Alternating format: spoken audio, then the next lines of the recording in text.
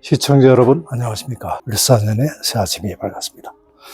금년에도 여러분을 다복하시고 건강하시고 그리고 모든 행운이 함께 하시기를 바랍니다. 도모하고자 하시는 모든 일 다 의성취하시기 바랍니다. 권덕TV는 금년에도 좋은 컨텐츠와 그리고 유익함과 재미로 여러분들께 계속 다가가도록 하겠습니다. 섣달 금음날부터 설날 이런저런 일들이 많았는데요. 저희들의 기록 그리고 여러분들의 참고와 재미를 위해서 이 기록을 공유합니다. 지방을 씁니다. 지방은 신이 즉 죽은 일을 표상한 초상화나 위패 등의 하나로서 일회용 신주쯤 되는 것이죠.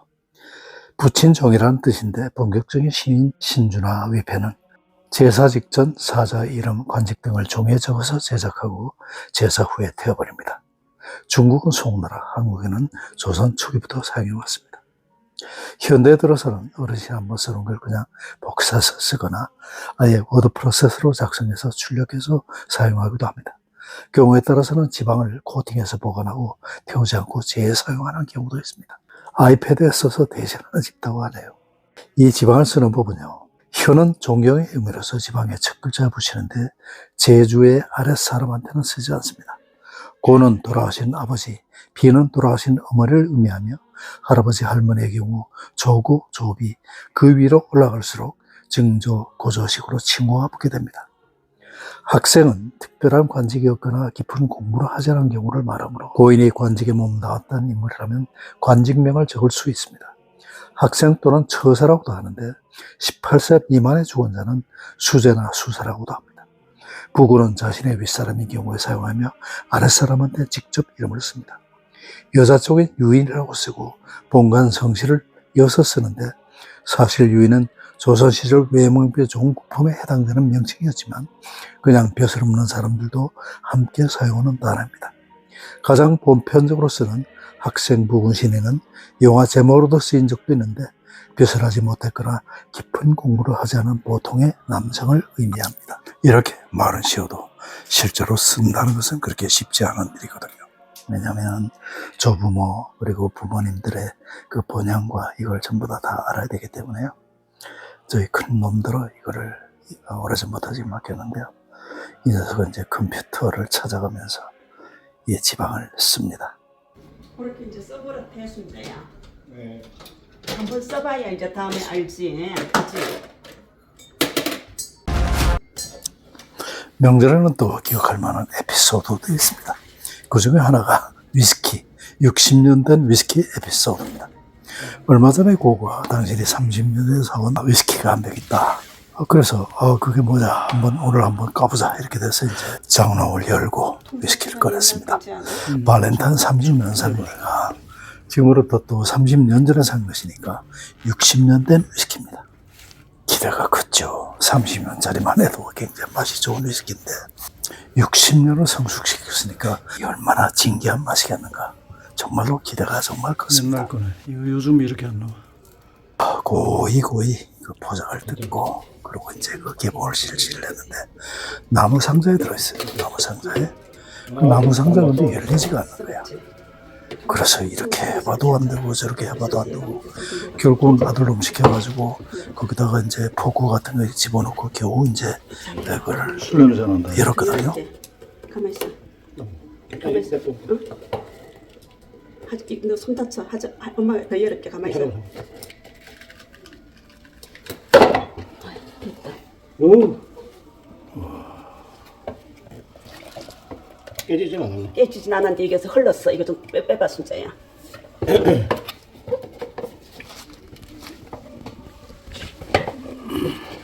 나무가 조금만 들어가서 나무가 수축이 된 거지? 됐다. 많이 먹었네. 어? 좀밖에 안 남았네. 얘가 흘렀나 보다. 흘렀나 보다. 그치. 개수 이만큼 흘렀네. 이거 봐. 뭐야 이게 그럼 빈병이야? 아니야. 한 5분의 1 남았어요. 이게 다 증발이 돼가지고? 이게 새가지고. 증발이 돼서 그런 나무가 거야? 수축이 돼가지고 센 것 같아. 이 짱을 시켜가지고. 젠장. 이 아까운 걸 말해. 예. 한 요만큼 나왔어. 그 얘가 증발이 됐나 보다. 얘가 속에서 병은 괜찮은데. 술잔 가져와 일로. 60년짜리 그것도 이렇게 농축이 됐으니까 얼마나 맛있겠나. 큰 게 들어가지고 술잔을 가지고 그냥 저 증발이 돼버린 거야. 시음을 해보니 그래서 속에 이렇게 그러니까 30년 동안 중발이 된 거야 이게. 이게 조금 더 있으면 하나도 없어. 아유 참. 이걸 어디다 모르고 선물했다가 이게 완전히 망신이지 이 사람아.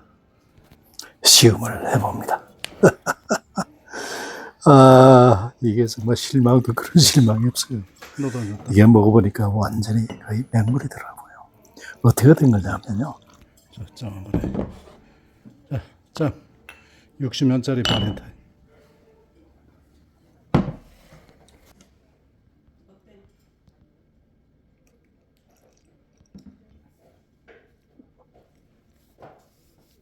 맹물이야, 맹물. 야, 완전 망했어. 이게 코르크가 이게 한 30년 되다 보니까 이게 이제 삭은 거야. 삭아가지고 요 속으로 쏙 빠졌어. 요 속으로 싹 빠지니까 여기에서 이제 알코올이 계속 증발돼가지고 물만 남은 거야. 와, 이거 정말 30년짜리 기대했다가 완전히 엉망되네. 설날 아침입니다. 차례를 지냅니다. 지방을 쓰죠.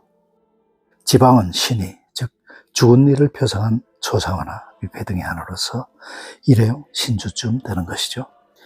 붙인 종이라는 뜻인데 신주나 위패는 원래 나무로 만들며 평소에는 사당에 모셔야 합니다. 그러나 대부분의 가정으로서는 사당의 건설 유지가 쉽지 않으므로 제사 전에 만들어 쓰는 일회용 신인 지방이 흔히 사용되었습니다. 제사 직전 사자 이름, 관직 등을 종이에 적어서 제작하고 제사 후에 태워버립니다. 중국은 송나라, 한국에는 조선 초기부터 사용해왔습니다.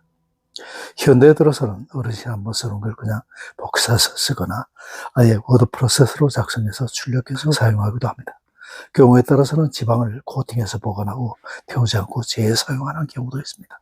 아이패드에 써서 대신하는 집 있다고 하네요. 이 지방을 쓰는 법은요. 현은 존경의 의미로서 지방에 첫 글자 붙이는데 제주의 아랫사람한테는 쓰지 않습니다. 고는 돌아가신 아버지, 비는 돌아가신 어머니를 의미하며 할아버지, 할머니의 경우 조구, 조비, 그 위로 올라갈수록 증조, 고조식으로 칭호가 붙게 됩니다. 학생은 특별한 관직이 없거나 깊은 공부를 하지 않은 경우를 말하므로 고인이 관직에 몸담았던 인물이라면 관직명을 적을 수 있습니다. 학생 또는 처사라고도 하는데 18세 미만의 죽은 자는 수제나 수사라고도 합니다. 부군은 자신의 윗사람인 경우에 사용하며 아랫사람한테 직접 이름을 씁니다. 여자 쪽엔 유인이라고 쓰고 본관 성씨를 이어서 쓰는데 사실 유인은 조선시절 외명배 종국품에 해당되는 명칭이었지만 그냥 벼슬 없는 사람들도 함께 사용하는 단어입니다. 가장 보편적으로 쓰는 학생 부군 신행은 영화 제목으로도 쓰인 적도 있는데 벼슬하지 못했거나 깊은 공부를 하지 않은 보통의 남성을 의미합니다. 이렇게 쓰는 거야. 순천. 그 백지에다 줘봐. 어디 있던 거. 여기 있네. 어? 어디 있어? 그렇지, 그렇지. 그거 다 나와. 오늘은 설날이죠. 설은 한 해의 시작인 음력 1월 1일 이끌는 말로 설날이라는 말과 같은 우리나라의 명절입니다. 설은 시간적으로는 한 해가 시작되는 새해 세 달의 첫날인데 한 해의 최초 명절이라는 의미를 담고 있고 민족 최대의 명절이기도 합니다. 설날의 대표적인 풍속으로는 세배, 원래는 차례가 지난 뒤 세장이라고 하는 새 옷을 입고 아랫사람이 윗사람을 찾아다니며 새해 인사를 드리는 것이었습니다. 세배를 받은 측에서는 어른에게는 술과 밥, 아이에게는 과일과 돈으로 대접하며 서로 덕담을 나눕니다. 설에 지켜야 할 예절이 많지만 가장 중요한 것은 올바른 차례상 차림입니다. 차례상에는 조상을 배려하는 후손들의 정성이 가장 많이 깃들죠. 차례상은 제사상과 달리 기제사를 받드는 모든 조상에 대해서 중요합니다. 차례상은 이렇게 차례한다는 고정된 기준은 없지만 차례상은 설과 추석 등 명절이 지나는 제사를 이루는 말로 각 지방이나 가정의 전통에 따라 차이가 있지만 몇 가지 공통된 원칙을 가지고 있습니다. 차례는 원래 차를 올린다고 해서 붙은 명칭으로 차를 즐겨 마시는 중국에서 유래된 것이죠. 우리나라의 경우 차를 올리지 않기 때문에 제사 중에는 간략한 제사를 차를 올리는 예라는 뜻에서 차례라 부른 것으로 추정되고 있습니다. 우리나라 차례 때는 주가포와 시절 음식을 차려 술을 한 번만 올리는 간소한 약식 제사를 지낸 것으로 전해집니다. 한편 성균관 의례정립위원회는 차례상 표준화 방안을 발표한 바가 있습니다. 차례상은 각 지방이나 가정의 전통에 따라 다르게 차릴 수 있는데 이처럼 각자의 방식에 따라 차례상 위에 음식을 차리는 것을 진설이라고 합니다. 진설은 명절에 따라 다를 수가 있는데 설날에는 떡국을 올립니다. 차례는 약식이므로 한 번에 술만 올리고 충문은 읽지 않습니다. 설 차례상은 우선 병풍을 치고 상을 펴놓은 뒤 지방이나 사진으로 신의를 모십니다. 아버지의 지방에는 현고 학생 부군 신의, 어머니의 지방에는 현비 유인 모시 신의라고 씁니다. 차례상 차림의 기본 원칙은 병풍이 쳐진 신의가 있는 곳을 북쪽으로 하는데 이는 북쪽이 음양 오행설의 오행 가운데 수를 뜻하고 가장 높은 위치이기 때문입니다. 그리고 제주가 차례상을 바라봤을 때 신의의 오른쪽이 동이 되고 왼쪽이 서가 됩니다. 차례상은 각 지방이나 가정에 따라 다르지만 보통 신의가 있는 쪽을 일렬로 시작해서 5열로 차리는 경우가 많습니다. 이때 밥, 국, 숭육 등은 신의 수대로 준비하는데 명절 차례의 경우 떡국이나 송편이 이를 대신하기도 합니다. 밥은 그릇에 담아 밥 뚜껑을 덮으며 국은 쇠구이 묵국을 흔히 쓰고 덮개를 덮습니다.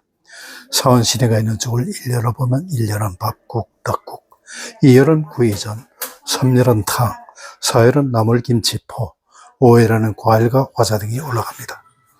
차례상에 올리는 술은 맑은 술을 준비하며 나물은 색이 다른 3가지를 한 접시에 담습니다. 차례상에 생선을 올릴 경우 삼치, 꽁치 등 치로 끝나는 생선을 올리지 않는데 이는 이들 생선이 흔하고 저렴하다고 여겨져 왔기 때문입니다. 또 복숭아처럼 털이 있는 과일은 쓰지 않으며 고춧가루나 마늘과 같이 붉거나 향이 강한 양념을 사용하지 않고 소금과 간장으로만 간을 합니다. 한편 차례상 진설의 한문 어구로는 좌포 위에, 즉 좌측에는 포, 우측에는 식기를 놓는다. 어동 육서, 생산은 동쪽에 육류는 서쪽으로 가게 한다.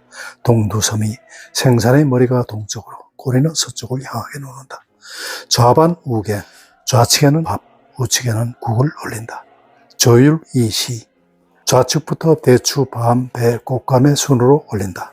홍동백서, 동쪽에는 붉은 과일, 서쪽에는 흰 과일을 올린다 등이 알려져 있습니다. 그러나 이러한 차례상 규칙은 유교 경전이나 예법 어디에도 언급되어 있지 않은 현대에 들어와서 만들어진 것으로 정작 조선시대의 차례상은 매우 간소하게 차리거나 생략했다고 알려져 있습니다. 기본적인 명절 차례상 차림은 이 같은 방식으로 진행되지만 의례 전문가들은 송편, 나물, 구이, 김치, 과일 등으로 이루어진 간소화된 차례상 차림을 제안하고 있습니다. 성균관 의례정립위는 음식을 더 올리면 육류나 생선, 떡을 올릴 수 있지만 역시 가족 간 합의 아래 결정하는 것이라며 조상을 기르는 마음은 음식의 가짓수에 있지 않다고 밝혔습니다. 차례가 끝나면 차례 참석에 든 가족들과 함께 맛있는 음식을 같이 먹으면서 덕담과 그리고 또 살아가는 얘기들을 하게 됩니다. 멀리 있는 친척들에게는 음식을 사드리기도 하죠. 이렇게 설날의 아침이 갑니다. 권대국TV 시청자 여러분, 금년에는 정말로 더욱더 건강하시고 행복하시고 큰 행운과 만복이 함께 하시기를 기원합니다. 넣었지? 네. 구미장 보고 저기 월 밑에다 잘로 쏟아지지 않게 공부 사골도 들어가고 잘 가라. 오냐. 그래.